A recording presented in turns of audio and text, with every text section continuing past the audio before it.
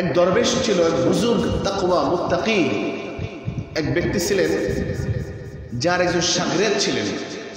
তো উনি চিন্তা করলেন ওনার পীর সাহেবের কাছে যাবেন। তো বাড়ি থেকে বের হবেন, হঠাৎ মনে পড়লো যে আমার ছোট্ট বাচ্চাটা আছে, তাকে একটু নিয়ে যাই। আগের যুগের সিস্টেম এমন ছিল যে ছোট্ট বাচ্চাদেরকে, যারা দরবেশ ছিল, পীর ছিল, আউলিয়া ছিল, হ্যাঁ, বড় বড় ওলামায়ে কেরাম যারা ছিল, তাদের কাছে নিয়ে যেতেন, তাদের থেকে কিছু দোয়া নেওয়ার জন্য। এই দোয়া হলো মুমিনের সব থেকে বড় হাতিয়ার। দোয়া মুমিনের সব থেকে বড় হাতিয়ার। দোয়া নেওয়ার জন্য যেতেন, যেন আল্লাহ পাক রব্বুল আলামিন তাকে বড় একজন হাক্কানি রব্বানি আলেম বানিয়ে দেন, সব ধরনের বিপদ থেকে আল্লাহ পাক রব্বুল আলামিন তাকে মুক্ত রাখেন, এই জন্য নিয়ে যেতেন।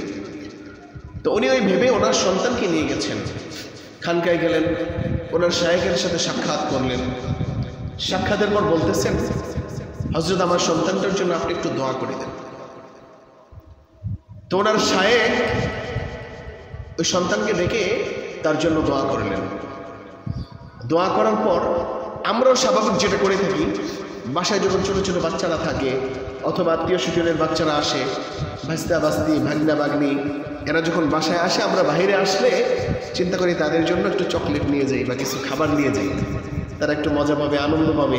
হ্যাঁ, মামা নিয়ে আসছে এটা, চাচা নিয়ে আসছে এটা, আনন্দ পাবে না? এগুলো কিন্তু আমরা স্বাভাবিকভাবে করি। তো যারা পীর সাহেব ছিলেন, দরবেশ ছিলেন, জানতেন এই বিভিন্ন বাচ্চারা আসবে, তো ওনাদের পকেটেও কিছু খাবার থাকতো। আর ছোট্ট বাচ্চারা এই চকলেট এবং মিষ্টি জাতীয় খাবার এগুলোর প্রতি কিন্তু খুবই তারা দুর্বল, এগুলো কিন্তু খুব চাই। তো উনি চিন্তা করলেন বাচ্চাটাকে দোয়া দিলাম, একটু হাদিয়া দিয়ে দিই। পকেটে হাত দিলেন, একটা মিষ্টান্ন পেলেন, তো ওটা বের করে যখনই বাচ্চাটার হাতে দিবেন, বাচ্চাটার সাথে সাথে ওনার থেকে চেহারাটা ঘুরে বাপের চেহারার দিকে তাকিয়ে আছে। উনি অবাক হয়ে গেল, আরে ছোট্ট বাচ্চা তো চকলেট নেওয়ার জন্য বাপ মায়ের কোলে থেকে চলে আসে। অনেক বাচ্চা দেখা যায় বাবা মায়ের কোলে থেকে কিন্তু আসে না, কিন্তু চকলেট বা কিছু খাবার দিলে কিন্তু ওটা নেওয়ার জন্য চলে আসে। নেওয়া শেষ, তার উদ্দেশ্য পূরণ হয়ে গেছে, আবার কিন্তু চলে যায়। ছোট্ট বাচ্চা তো এমনি খাবারের প্রতি দুর্বল থাকে, তাকে দিল, সে চেহারাটা ঘুরে বাপের চেহারার দিকে তাকায় দিচ্ছে। অবাক হয়ে গেলেন।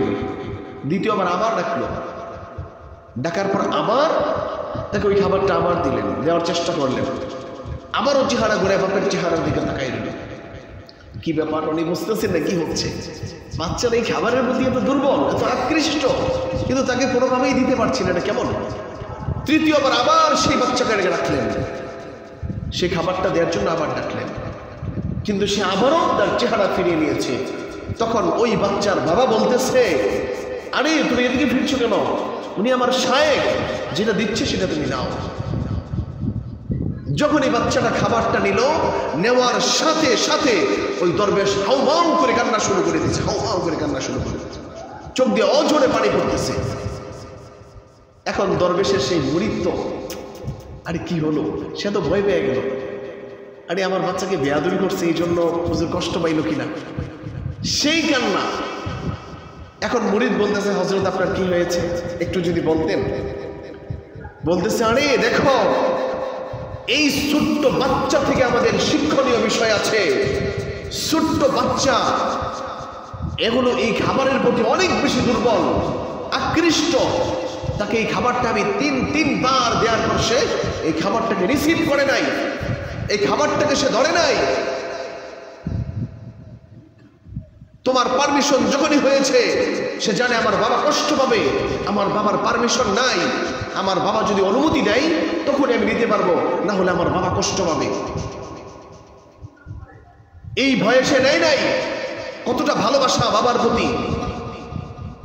আর তোমাকে আমাকে যে মালিক সৃষ্টি করেছেন, যিনি আমাদের সৃষ্টিকর্তা, যিনি আমাদের পালন কর্তা, যিনি আমাদেরকে রিজিক দেন, হায়াতের মালিক যিনি, মৌতের মালিক যিনি, জান্নাতের মালিক যিনি, জাহান্নামের মালিক যিনি, আমরা অপরাধ করার পর কার কাছে তওবা করি?